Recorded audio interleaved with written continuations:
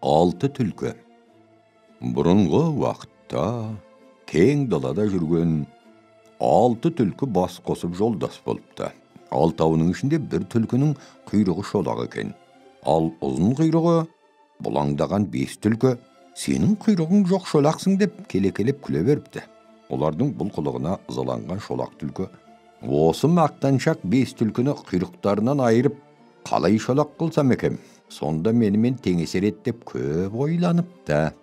Ақыры бір амал табатта әлгі 5 түлкіге келіп, қашанғы бұйығып жүре береміз, бір жақсы ойын ойнайықшы, ішіміз пысты ғой деп өтініш айтыпты.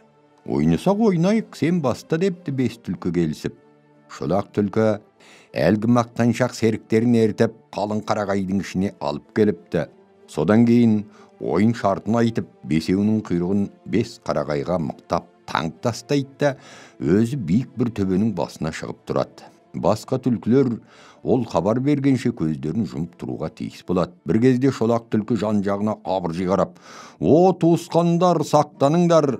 Мына жақта бүркіт ұстап таз ерткен аңшылар келе жатыр" деп айғай салады да, өзі белден әр асып қаша жөнеледі. Сол кезде қарағайға таңулы тұрған 5 түлкі есі шығып тұра қашпақ болып, жұлқынғанда бесеуінің де құйрықтары жұлынып шолақ болып қалыпты.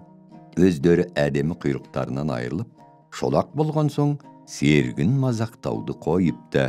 Сөйтіп, шолақ түлкі өзін келекелеген 5 түлкінің десін басып өзіне серік қып алып